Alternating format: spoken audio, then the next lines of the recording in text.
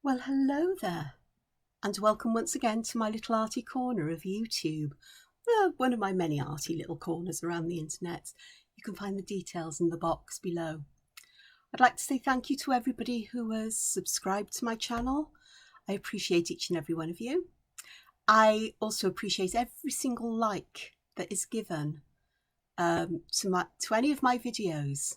You like the video, it helps YouTube share this with other people who might like the comments, so I'd really appreciate it if you'd consider giving me a thumbs up for the video, whether you watch it in its entirety or not. And thank you for all the lovely comments. I've got some to reply to, and I will do that once I've finished this recording. It's just after 8 o'clock here in the valleys of South Wales in Britain.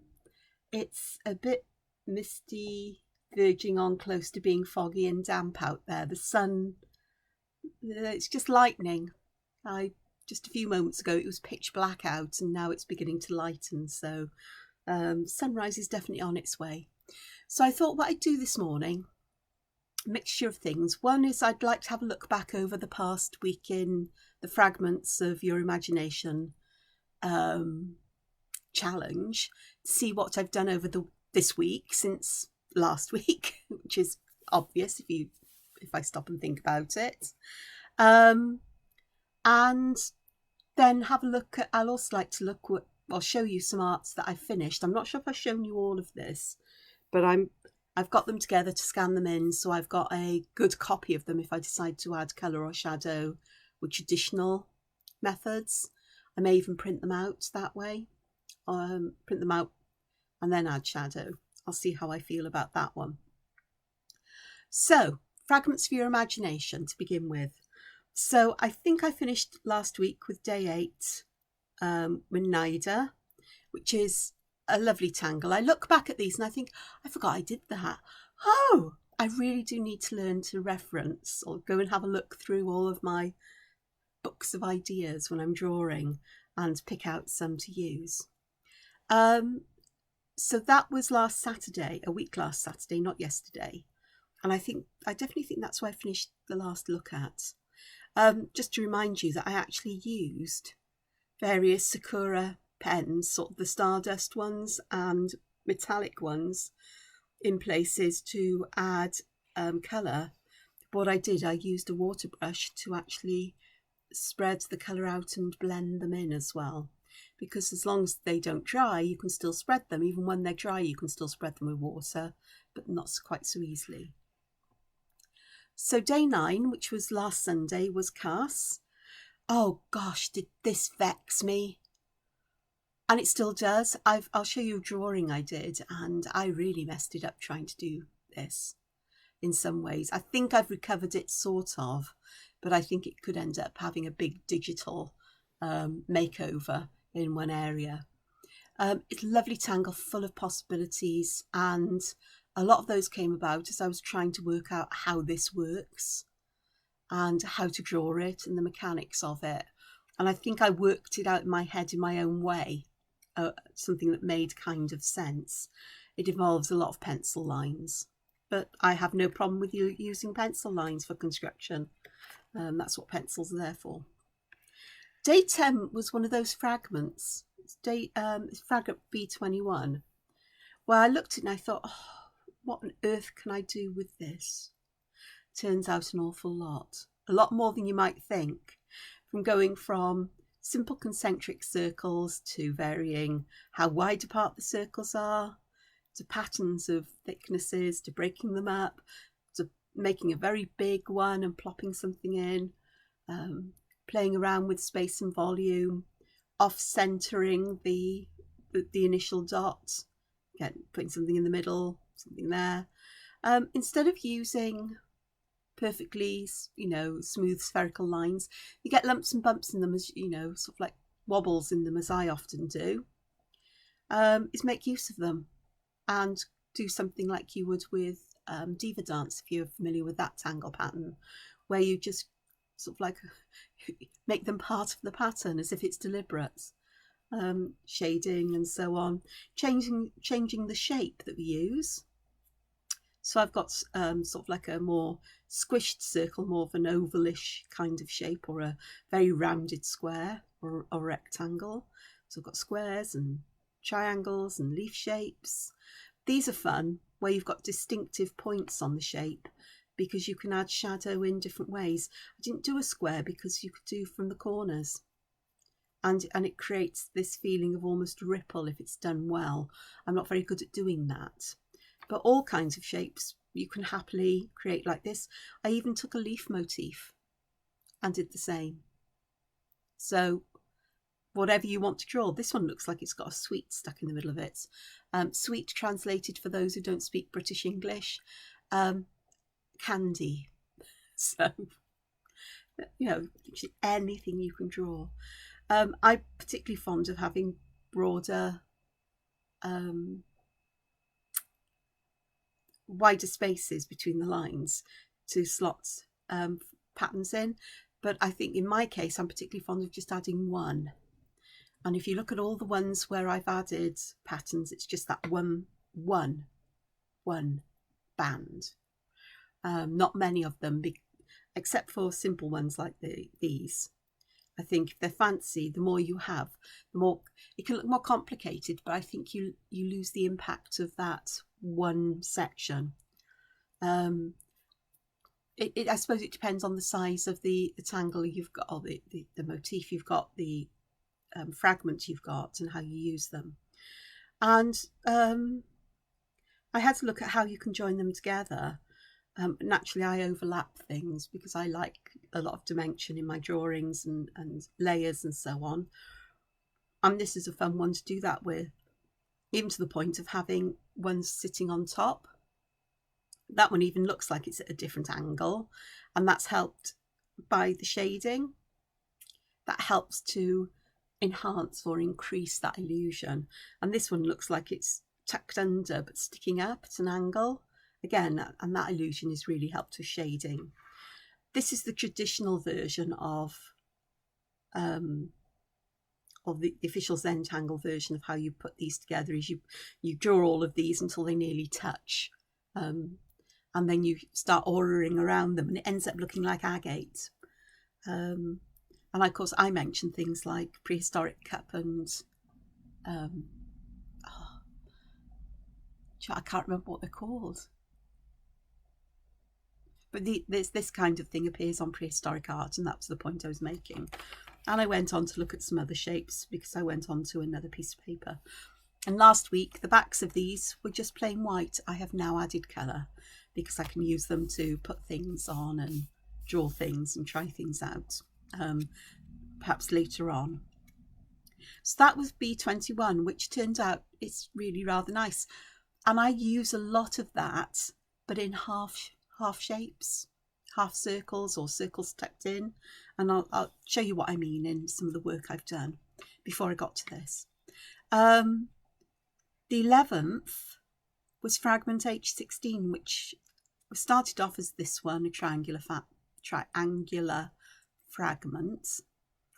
And so I worked with triangles for a bit, and then I went to squares. Even an octagon appeared for the first time, because I realised I wanted to cut the corners off here to change it a bit.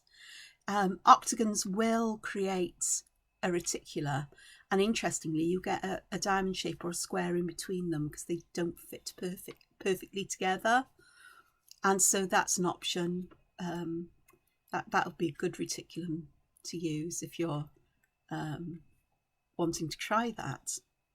And just changing the shape of these seed shapes was a big thing as well. So I've got, this is almost like poke leaf and petal shapes, and adding furls or not furls to them and how you aura them. And funny shapes down here. Some of these work. I mean, I've got a couple here that look like they've got demented bubble animals in them. But others work quite nicely. And again, there's this overlap between one fragment and another.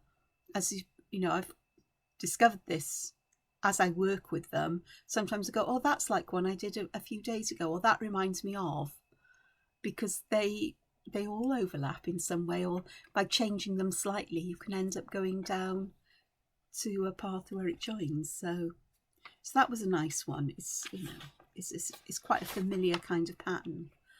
Day 12 was Dealis. Not quite sure how you say it. New fragment to me. And keeping it true to itself by having these little twiddly bits inside was an interesting thing. Although I did alter things a bit. I went to having a twiddly bit that was shaped like a leaf and almost tucking little bits inside as well. Like, you know, it's poking out a little bit. And I did change the shape here to these little almost flexy kind of shapes. Flex, same tangle. Which are really lovely. And these ones, when you start to put corners in, you get an interesting effect if you aura the shape, keep the shape of that line the same, echoing it. And it looks almost like a book that's opened and you've got a little bookmark or a ribbon in there, which is quite fun. And more playing around. I think that's because I might have drawn these and forgot to press record, or did it before. So there's that one. And again, these were blank, now patterned. And this pattern was day 13, is Chantara or Chantara. However it's pronounced, I'm not exactly sure that matters too much. But it was a lovely pattern, but it did vex me as to how you draw it. And this was one of these ones where I worked with it and I worked with it and I tried it again and again, and I just could not quite work out how to draw the pattern in a way that I could replicate it or that I liked, or that shape that's inside it. And then I thought, oh, let's have a go in a triangle and a square, and suddenly something clicked. Is that if I attach or tether the corners of this shape to either the corner or the sides of the shape I'm working within, then I get something that's repeatable. And it also creates something that is quite symmetrical. Although I did want to pop another idea in here I had somewhere, which I forgot to do, was where we have one side at the full length, the other one perhaps to halfway, and then do that shape. So you get something that is more like the original one, just a bit more. But I did want to have a look at that. You can't see that on here. But other shapes, the leaf shapes work beautifully. I'm particularly fond of it when it dangles down, I have to say, and it ends up looking a bit like a ginkgo leaf. But other shapes, it's working out how you put those rice shapes in and where it's best to put them. These are two semicircles. Here I put those two rice shapes along the straight edge, and this one I put them along the curved edge. And the construction is the same method, but the starting point is where I put those rice shapes. So I found that an interesting one to work with, and plenty of variants. I think I used that because, again, I think I drew these before I did the video, so I went through drawing some of them. Day 14 was this one, and this one really took me in some interesting directions. I think the more I'm doing these coddiwomples, as I'm calling them, my vague journey towards a destination, or a sort of like a random journey towards a vague destination, describes these completely. It's the only destination I want. My vague destination is I've got a page here and I want it filled with variations. That's my destination. What that destination looks like, I have no idea. All I know is what my starting point is, where I'm starting this journey from. And all of the paths I take, or the dead ends that I go down, sometimes can be fruitful because you can always learn from them. But I eventually get to my destination of having at least a page full, sometimes a spillover. Like here, I spilled over with one. So, but there's space there to do more if they come to me. But this one led to all kinds of things, from lily pads to almost mechanical kinds of things, to sea urchins, to seashells. This looks almost like pepper or barnacles. Pepper is a Zentangle pattern. Barnacles are things that live on the bottom of boats and, you know, anything you find in the sea that they can stick to, really. Quite persistent. To stained glass, to almost like a tree from overhead, you know, looking at how the branches, or from underneath, how the branches all branch out from the central stem, to quite strange shapes, but I really like these ones. I think they almost look like we've wire wrapped some kind of bead or cabochon or something, or perhaps wrapped yarn round something as if we were making a pom-pom. This one was a mess until I went away, worked on something and came back and thought, oh, what if I colour these in alternately, so I end up with something that's very Knightsbridge and very random, and that actually creates something that's really interesting. But I realised that just straight lines were a mess, so it led me to doing something in a kind of hollyball fashion. This is where I used 2 circles instead of the one in the centre, and I've got ginkgo leaves or tassels, and tried putting one of these variants on the top of one of these this kind of crystalline, crystallish kind of structure and form. This one was fun because it ended up feeling like lots of these circles to work from, but I worked from them in little sections.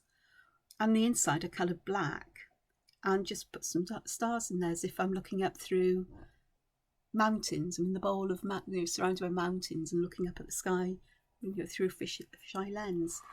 And this one is created from this, but it's very mechanical. It looks like a fan blades.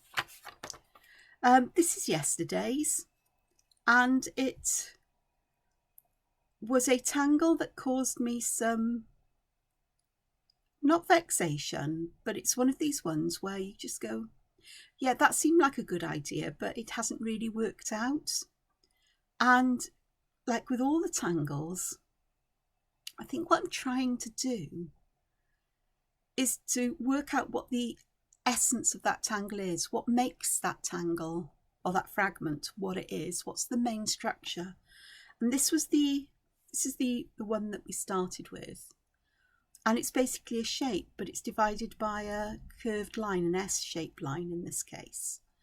So how can I work with that and see what happens? And it's unfolded in quite interesting ways. I think these 2 here are 2 of my favourites. We've got some diva dance here, and it looks almost like waves meeting the beach, to be honest. And I quite like that, and it's something I'm going to keep in mind for you know, colouring book illustrations and other things, because I think that works beautifully. And this one, it looks like we've cut away this upper layer to reveal what's underneath, and this could almost feel the same as well. I haven't done anything in terms of patterning these. These are just ideas for other fragments which could be patterned in other ways. So for example, we could put a pattern in the middle sections or on the outside, and could be fun by mirroring or echoing, isn't it, that first line.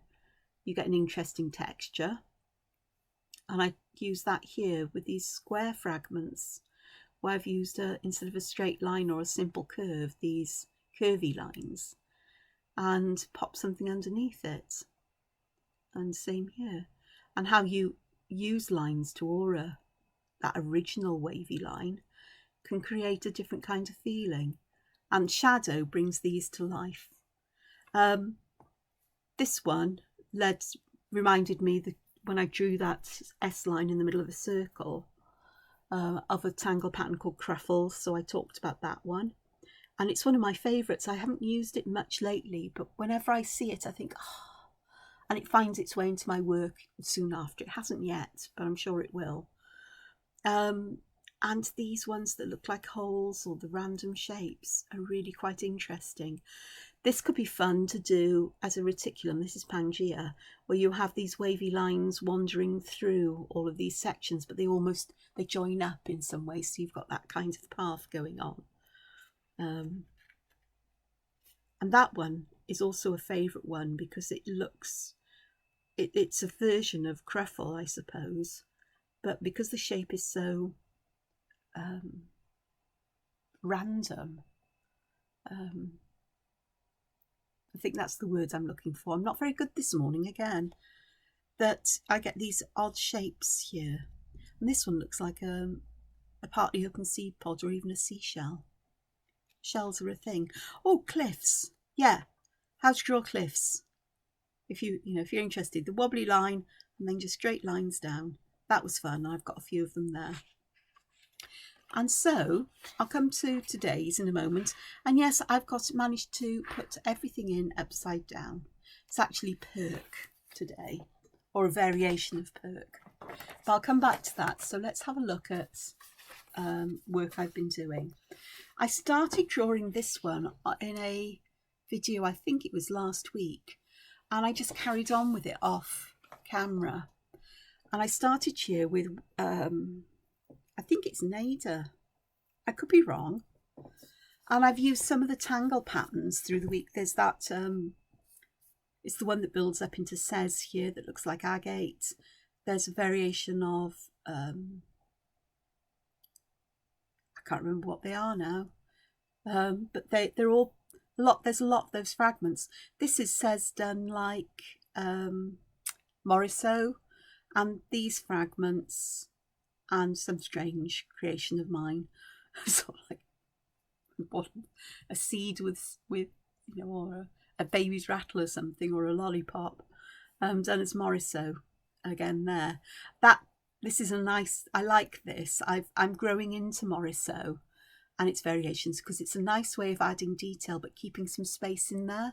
So if you compare how densely coloured this is and light, and how heavy and graphic and dramatic it is, this gives a counterpoint to it. So I've used things, all the way around here that have come from various fragments, as well as others that are particularly favourite, like this one here. Is that Zip? No, it's not Zip, is it? Can't remember what it's called. And I've added some shadow to this. I don't think I've completed adding shadow. I think I went away to think about what I was going to do, because these need some shadowing in there and some shadows within the bands and things. But it really is beginning to come together, which is quite pleasing to me. Okie dokes, next one. How about if I get them all here? This is one that I have just finished this morning. I think I finished it. And I have left space in this to give it some lightness and airiness. And there are some fragments from the challenge and others not. Other bits and bobs you may not have seen before. These kinds of shapes here appear in my art from time to time. They're a bit like seaweed and I quite like them. And yes, I know I've got sea anemones growing sideways because, well, why the heck not? They will cling to vertical rocks and things. So, that's fine. I quite like that. And other things that aren't particularly found in Zentangle, but are Angela kinds of things. This is something I haven't done before. And I think I picked this, I started this out as an idea. So I was looking at lace. And I thought, oh, look at that. The way that those grids join different patterns together. How can I do that? Well, I went not with sort of like lace, but fine lines, and I ended up, thought they look a bit boring, let's pop some little blobs on them and see how that goes. So they're almost like black beads on wire, perhaps holding things together, because I just felt I needed something here. This one I mostly worked around the edge, kind of. This worked out quite nicely. I wasn't sure about it at first, but it's one of the last things I did was to fill in round these leaf kind of shapes with this fine pattern there, and I'm much happier with that. I want to scan this in before I do anything else with it.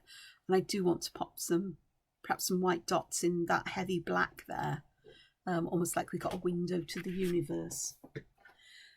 This one I have finished. I finished it on the 5th of January. I'm not sure if I'd showed it or not, but you're getting to see it now.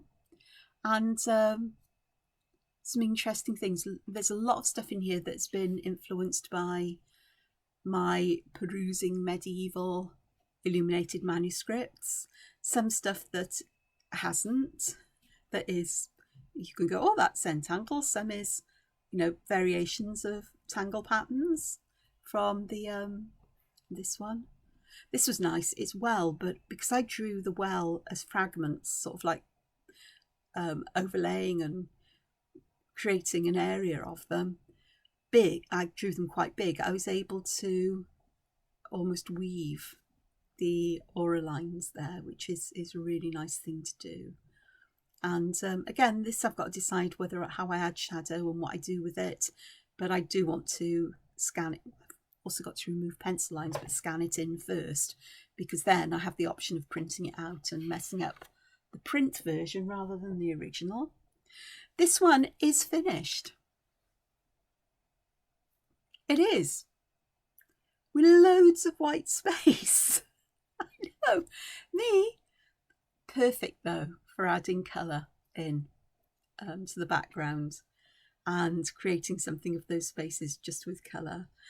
Medieval flowers inspired by medieval manuscripts, and these here, those ones ended up like zingers, and I've got some little bursts there. I'm almost tempted to do a couple of these in black, or one of these somewhere in black, but I don't think I will. But that was fun. And then this is the one that I said, oh look, this is the one where I'd done the, I've made a right mess up of doing casts, I think it is. And I eventually filled it in black, and then I tried drawing in white gel pen, and I just got myself into more and more of a pickle.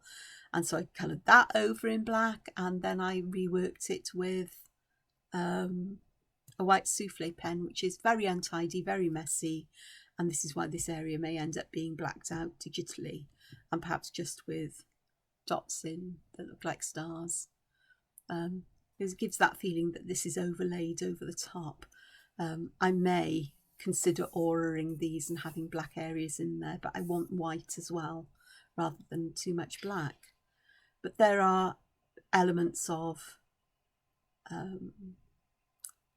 fragment variations I've been working with in here as well, although you wouldn't necessarily recognise that as such. But I did enjoy doing it, and I also was working with a lot more pen shading rather than waiting for other kinds of shadowing to be done. I can see I do need to add some increased thicknesses of line here to help to bring some dimension there, but it's mostly done. The drawing's mostly done. I just need to perhaps fine-tune it a little bit and see where that leads me. At the moment I don't know, but it's an interesting journey, that one. So what I'm going to do for a moment is I'm just going to rearrange my work area, and I shall come back and do some drawing with you. So I'll see you in a moment. Well, here I am back again. Very quickly rearrange my workspace a little bit, just, you know, pop some things out the way and put a pretty background down rather than just my plain desk area. So today's fragment is Purk, but in the challenge from 7F5R challenge Facebook group, it's in a leaf or a rice shape or seed shape, and I'll just draw this again because I used one of my fountain pens, and I forget that the fountain pens, the ink spreads out on distressing backgrounds. Having said that, so is this particular pen as well. It's just the nature of it. I do like coloured paper to work on, so grungy as it is. So what I've done here is I've drawn a kind of leaf shape and I've put a couple of thin bands in that run sort of like diagonally, and they are curved. You could put them in completely straight. And then Purk involves, this one I started in the middle, so let's start at the edge. And it's about squishing in orbs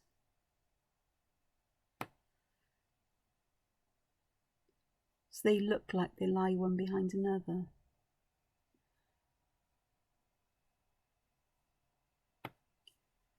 So there's Purk, and I actually quite like that. I find when it's all filled up it just looks a bit too busy, whereas this gives options for doing things at the ends. And also in these, like the original one here, tiny little orbs in those sections. Having said that, the original one was much more open and finer, and I think that what they've done is actually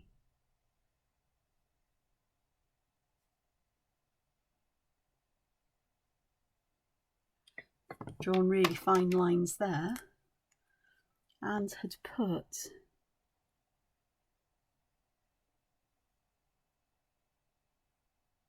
nice big and open orbs in that butt up against each other.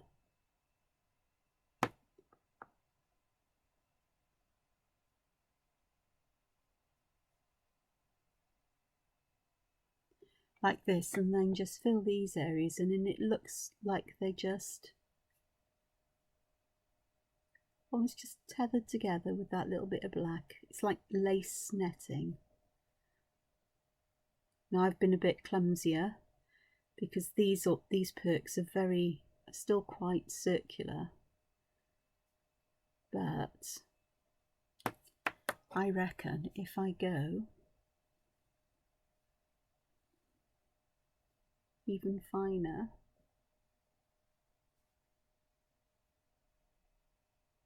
so this is a Pigma Sensei by Sakura. It's an 04, and it's got a black plastic tip on it like the PNs, but not like the PNs. So instead of doing something that is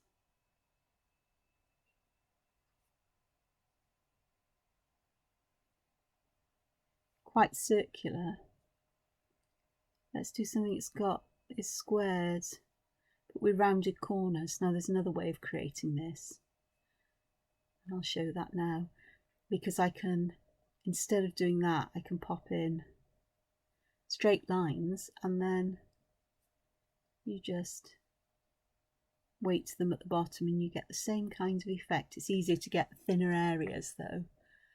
So let's have a look here and do this. This one's a lot more open, and the same's true if I use a finer pen to draw the whole of the pattern. This is an 01.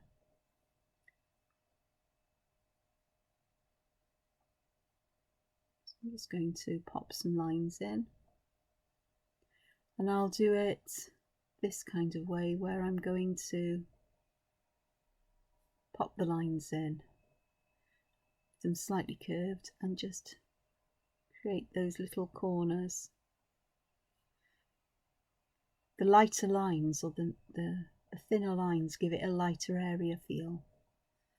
And that's another way of varying your fragments. How heavy do you make the lines? What kind of thickness of pen do you use? So that's, you know, a variation there. I don't like using fine pens very much for drawing things that are relatively big. My style is more like, oh, let's turn it into something that looks like it could be made from stained glass. Yep, morning mocha still. Okay. So that was quite interesting, that I discovered there that we worked out that I could use a different shape instead of an orb, and use it sort of in a Purk fashion, which means let's do another one. I'll keep think these lines fairly thin here. So how about if I did a triangular kind of affair? And again, it's about rounding these bits where they join. And remembering to round the edge of the borders as well.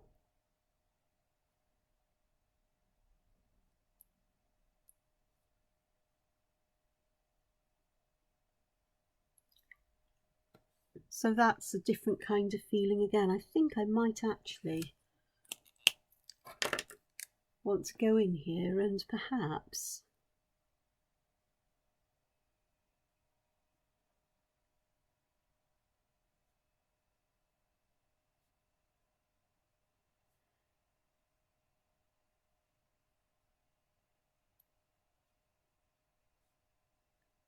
aura within, which is an interesting thing. So if I do one of the other ones, I'm going to stick to this pen mostly.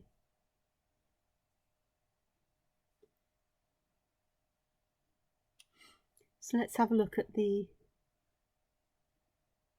traditional kinds of Purk.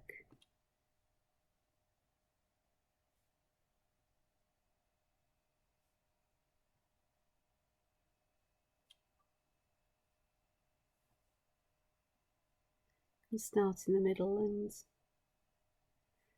have these squished in orbs moving to either side as if they're tucked behind.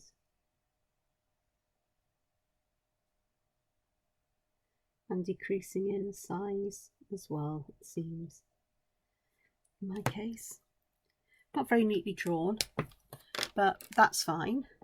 And then we can add these would read as shadows to create that sense of volume, or because this is more or less the same as this one, you can do that with these as well. So if I do this, just do one area of that, and perhaps so instead of doing partial ones or complete auras, just leave that gap there as if it's open, and the gap can be capped with a dot or two. Reminds me of drawing red blood cells. So how to draw, teaching kids how to draw a red blood cell quickly, or in diagram form. It ends up, they all look like they've got little smiley faces with dimples, sort of. Okay, so there's some variations. Okay, so another simple variation would be to have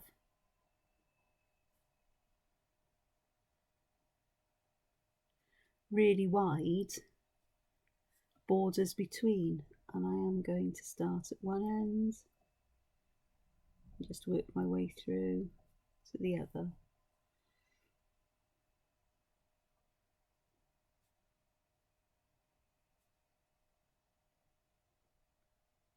Not tucked in on that one, not tucking them in behind each other, just drawing them side by side.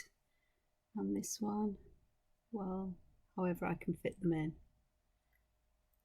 So that gives a different kind of feeling, those wider bands. And those wider bands allow for things within, and I'm a fan of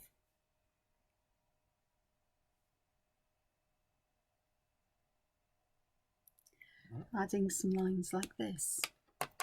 That double border just helps to structure it a little bit more, and to just feels a little bit more finished to me, a bit more polished perhaps, but that's personal preference. It's, you know, it's whatever you prefer. So we have Purk this way, so let's do this in a slightly different kind of way, where I'm going to create channels like that, and I'm going to pop these, I'm going to stick with orbs here.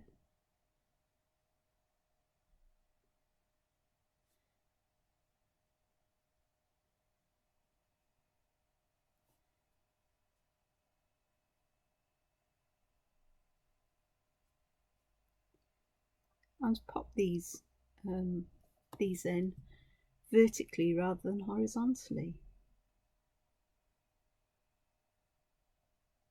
because, well, why not?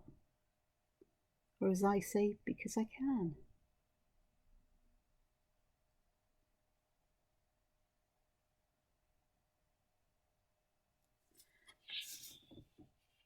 Looks like a smiling mouth with a tongue stuck between the teeth, doesn't it? That side on. So, and I'll do one where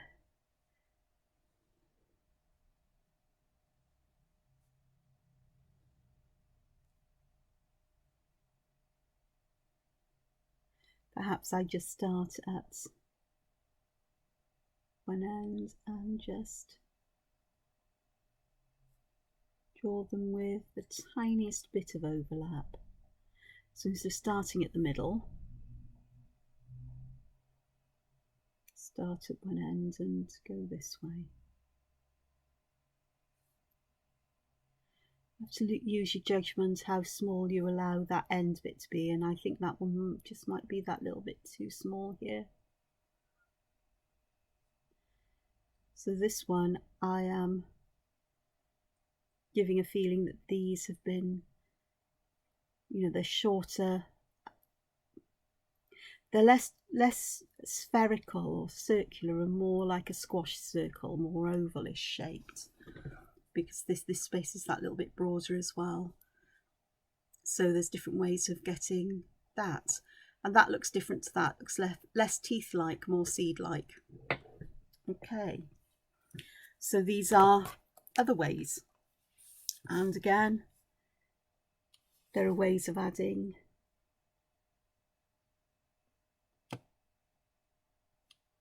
shadow. This side, I'm just going to add some little hash lines there. If I zoom in, you'll be able to see them a bit better. So just tiny little lines, and on this one I will add some lines at the bottom, just one line. And then on this one, I've got space in that one. My problem is I need things that have plenty of space. Let's do it on these, is on one or two of these. Is, if I'm careful, I can put a stack of them, and they decrease in size. Now here I've chosen to put the shadow at the middle, and that feels wrong. So what I'm going to do is work it like this, so that the shadow part would be, I don't know if you can see, that feels more natural. It's not entirely perfect, but it kind of works. It's more of a pattern that you add to give that impression of, you know, see, here I've put them right slap bang in the bottom of the shapes. This side I put them on this side where I perhaps would like more shadow. Yeah, kind of works. So what else could we do with this? So I've varied the shape a little bit, made it more square, even gone as strange as doing triangular ones, which you can't see, so I'll just zoom out, the triangular versions. What else? Just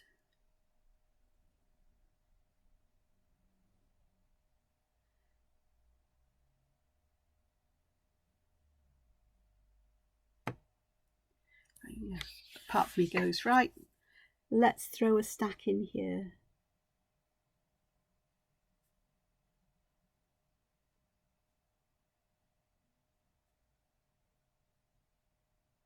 So with these, I'm making them tall and thin. So extremely squashed balls, if you like.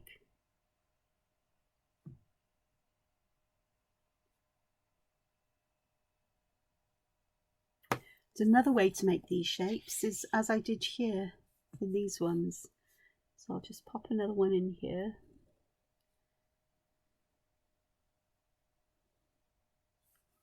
You see how the lines bend downwards this way, so we can pop the lines in like this.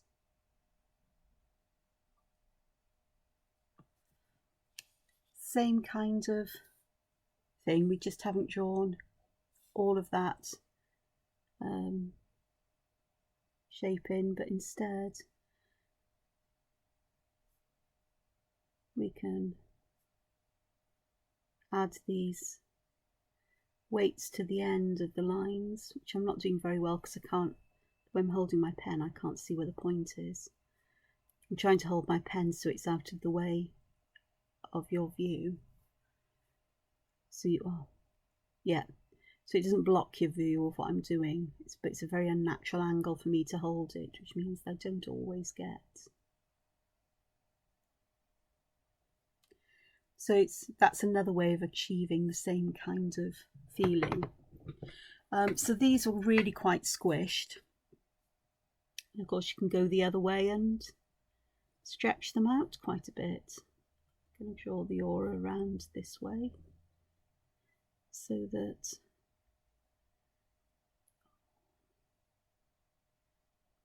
you can have one ginormous one in the middle, and then perhaps some on the other side that are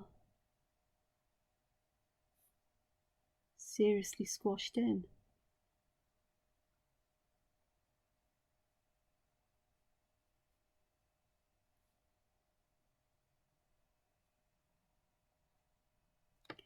So there are many ways of doing this.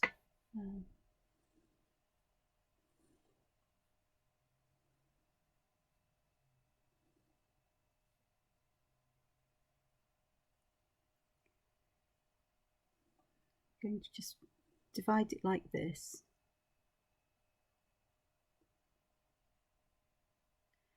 Because we can make them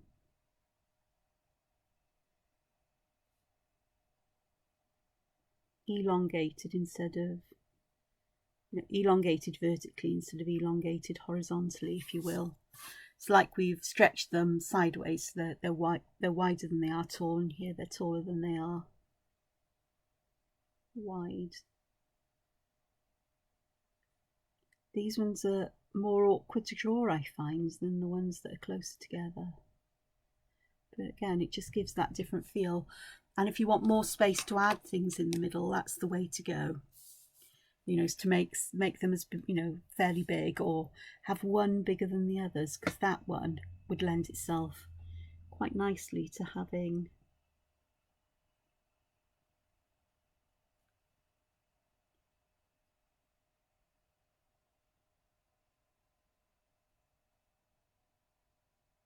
something in the middle of it, like that.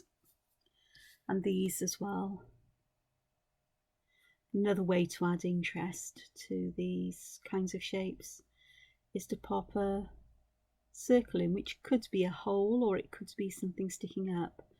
On this side I'll put the shadow or a thicker line at the top. I will exaggerate it. And on this one I'll add drop shadow.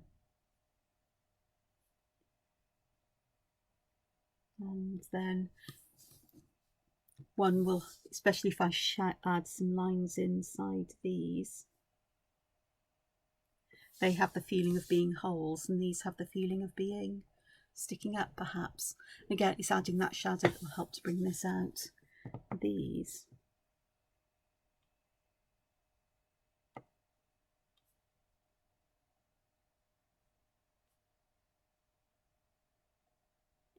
Now looks like some weird insect larvae. perhaps. And just that, the addition of those lines just makes a difference there. So I've kept the essence of this mostly, except for these shapes. The squares work quite nicely actually as an alternative, rounded squares to the orbs, to the more circular versions. So what about other shapes? Well, yeah, of course. So here's a triangle. So we could put these curved lines in, just like that, and fill them up. I'll just do the middle one.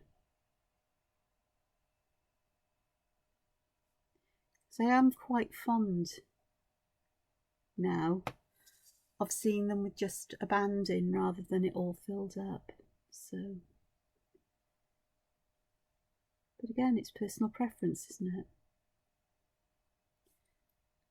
So got that one. But I think also with shapes like this, it would be quite nice to have the bands more or less horizontal.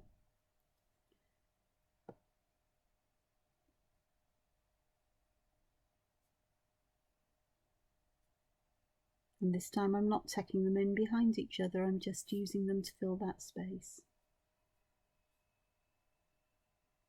But in both cases I'm going to add that line to suggest a shadow, so they feel like they are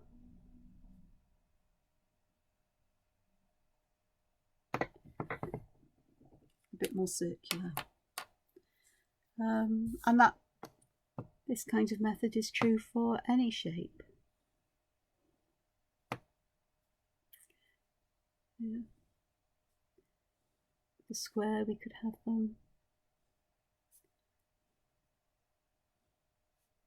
diagonally, and could alternate them, fill them all in, do the corners, do the middle bits. I'm just going to do the corners,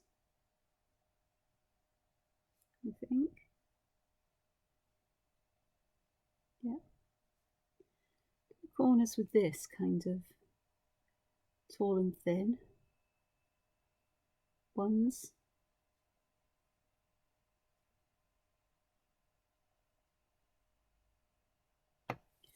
But then these other ones I think I'll do in these squarer kinds of ones, but that's where I'm going to create these with so instead of drawing them so I create those little spaces that I'll go back and fill in afterwards, I'm creating the lines first and then going back and adding those little spaces in with black, as it were. They are spaces with black. You can't see them till you add the ink. So mix and match. It all depends on the size of space that you have. So the more space you've got, the more bands you can have, and the more you can play around with that kind of repetition. And I've said this will actually go into any shape at all. What about, well, circle's going to work because a circle is just like this. I think something like a, you know what one of my favourites is a ginkgo leaf or a Christmas tree shape.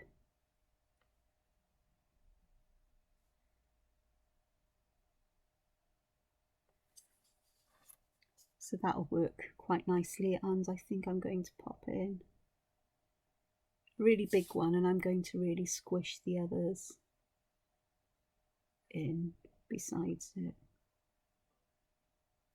If anything, if I progressively make these smaller and smaller, so we just have a titchy one there, it enhances that feeling of roundness. As things get further away from you, they get smaller in size. even on a small, small scale like this. So this one, that idea of them getting smaller has been enhanced by making this one that little bit bigger. Here they're pretty much the same, so hopefully you can see the difference there. And these I'm just going to pop on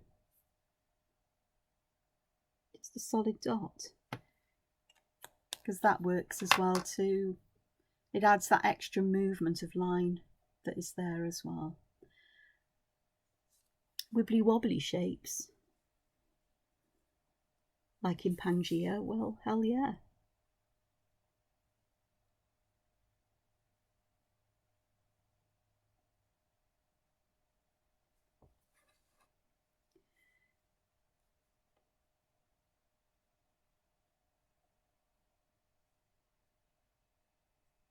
To develop or to enhance that feeling that you're looking through a hole in the paper,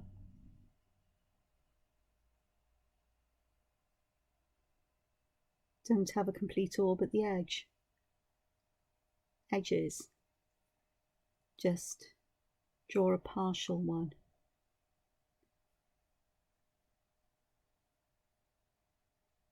And just fitting them in as I go. And then it looks like there's part of one missing, which gives you that feeling that, oh, where is the rest of it?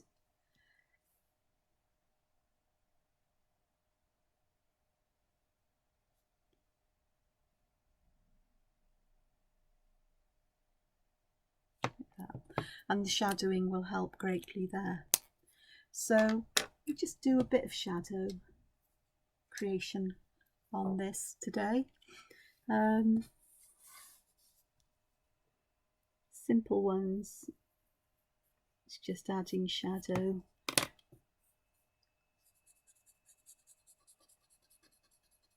For me, I tend to do to one side, to the left side and the bottom. So that adds some shadow there. And I've kept the highlight up here. But I can always go back in and add just that little bit more shadow. Okay, we could do a little bit of shadow inside each of these. A bit more challenging with this chunky, huge paper stump, but I've done it. So that gives it a feeling of it being dimpled. It works better with these shapes though, or where you've got more of that line going around. Seriously, it does. Red blood cells. Could you not? You can just do it really simply as if there's a channel in the grid, or in the, not the grid, in this border or band, so that creates that kind of thing going on. I'll do it again here, and you can just pop it, instead of on both sides, just do it on one edge. I'm doing it at the bottom.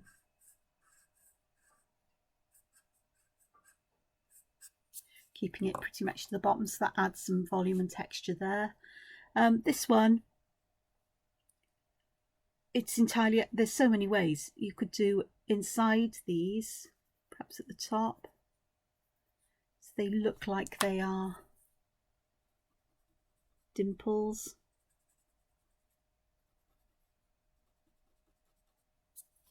Or you can do under the bands, just to give that feeling the bands are sitting up. Let's have a look at this one. I think this. Let's have a look and see how that works.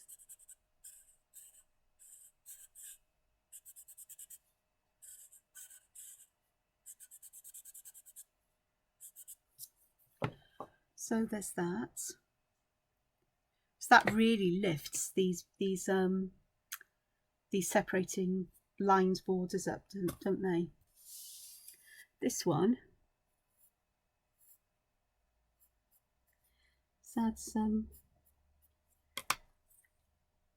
on the bottom.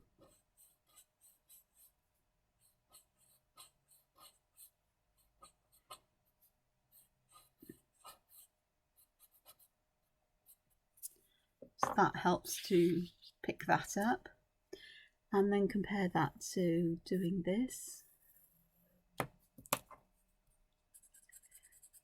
I do like to do comparisons, as you know, if you've been watching me for a while.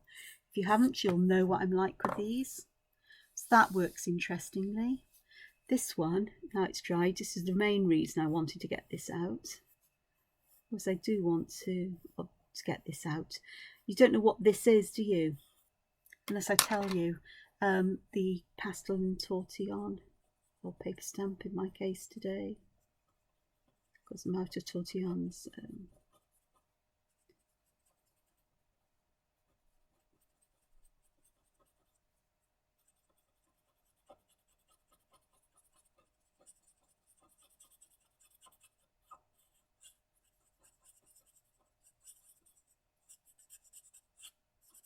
Do want to shadow the middle, but not as much as the outside edges, because that then, it's those outside edges that will give that strong feeling of shadowing.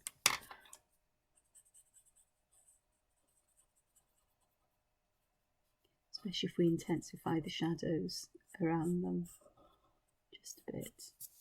So that does look like we're looking through a hole. And everything else is pretty much, it's the same kind of options. You can either elect to add shadow to the individual spheres of Purk, to the bands of Purk underneath. You know, it's just, you know, an interesting thing. I'm going to add some to these, just to those sides, to one side. But the same side on this one. And then with this one, I'll add the shadows on the outside edges.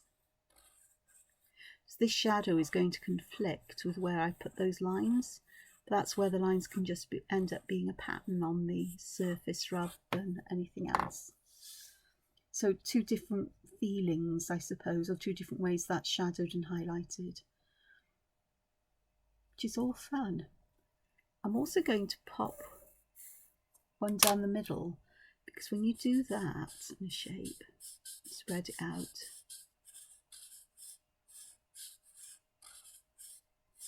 sort of echoing that, you end up feeling that it's bent in the middle or folded inwards, which is a very strange illusion, but it could be a useful one.